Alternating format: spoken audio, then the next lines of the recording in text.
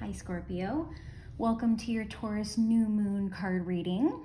So the new moon for this month happens on the 22nd of April, which is also Earth Day, which is also the final 444 portal for 2020. So the first 4 is for April, the second 4 is for the 22nd day, 2 plus 2 is 4, and the third 4 is for the 4 universal year that we are in. 2 plus 0 plus 2 plus 0 is 4. The 444 portals that have happened this year, we had 3, one on the 4th, one on the 13th, and one on the 22nd, are a time of really rapid ascension, really significant growth in intuition, just collective up-leveling. So a lot of us are going through some significant changes, awakenings. We're being able to see the truth that I think for you, Scorpio, it's been really easy to see the whole time. But, you know, for a lot of us, we're just now getting woken up to things. The Taurus New Moon, just like any new moon, is a great time to set intentions, especially around the things that Taurus rules. So Taurus rules value, how we value things, how we value people, but also the values that are important to us. Grounding, which is boundaries, and Scorpios, typically you guys are really good at boundaries.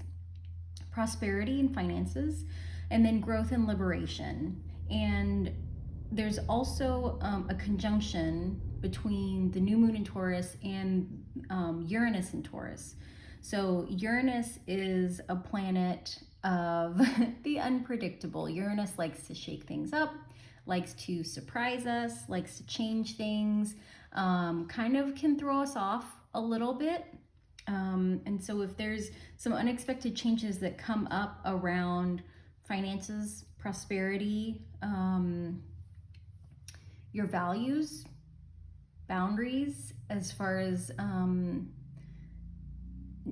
kind of needing to boundary yourself, whether it's like with spending or if it's with people, just be aware that, you know, if those unexpected things come up, that is because of the conjunction between the new moon and Uranus. Both of them are in Taurus. So for your new moon card reading, I pulled 3 cards from the Psychic Tarot deck. So let's get into your reading. The first card that I pulled for you is the 6th card of the Major Arcana, which is Harmony. In the traditional tarot, this is the Lover's card. So this is really a time that you're being invited to allow for people to reflect things back to you. Scorpios, you have a very strong sense of self, but you know, you're not all seeing, all knowing. So just allowing for others to reflect things back to you. And of course, you know, it goes without saying that, you know, you determine the validity of what you hear and what you receive, and that you will likely only allow things reflected back to you from people who you trust. So if this was another sign, I would probably add a word of caution, but for you guys, you know when the things getting reflected back are valid or when they're BS. So this is also a card, the number 6 is about relationships, you know, and obviously the Lover's card, like these two are in union. It's magical. Like you see this green energy around their hands. Green is the color of the heart chakra. There's so much green here. So you might find yourself coming into or deepening a relationship or a partnership. You know, you might have come into a relationship, or you might end up meeting someone that you feel is really, it just feels kind of like a kindred spirit, you know, like, I hate to use the word soulmate because I feel like that's so cheesy, but there's a very significant connection here, you know, and you can see in the way that they look at each other, and just especially this green energy between their hands, you know.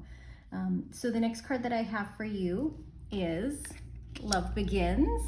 So you're coming into a new relationship. This is the Ace of Cups.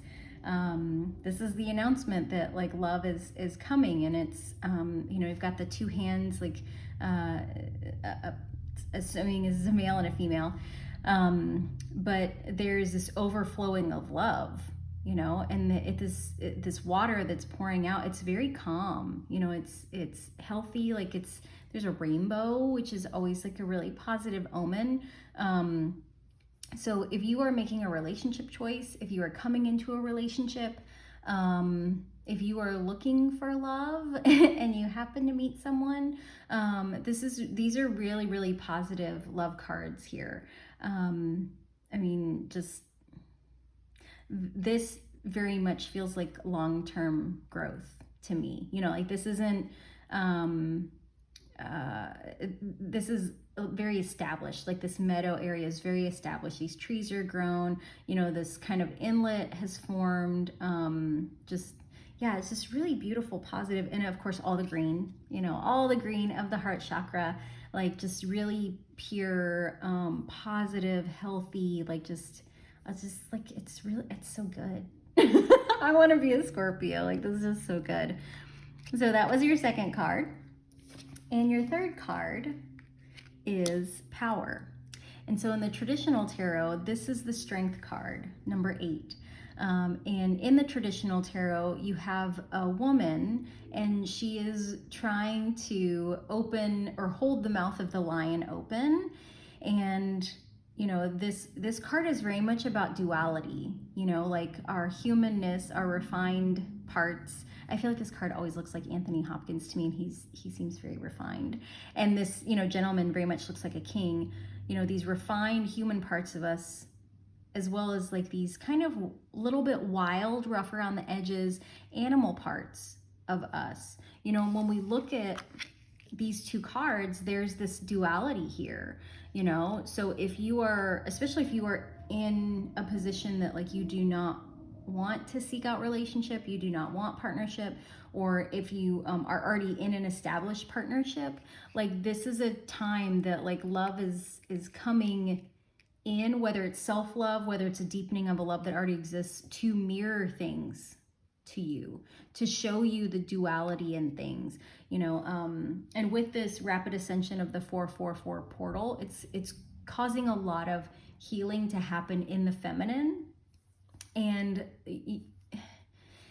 some people don't identify their energy as masculine or feminine, and maybe they don't understand those terms, but the healing of the feminine that's happening can even just be like our mindset, that, you know, things traditionally, things that are more feminine are seen as weak, soft, and healing the feminine, you know, is allowing us to change the mindsets we have about those feminine characteristics, that, you know, you can be soft and you can be strong, you know, that you know, there can be a balance between masculine and feminine energy, or even this integration of masculine and feminine energy with this heart, you know, chakra here. And also, like, when we are able to bring the refined parts of ourselves and, you know, the warrior survival parts of ourselves, when we can integrate those things, that's really where our power comes from.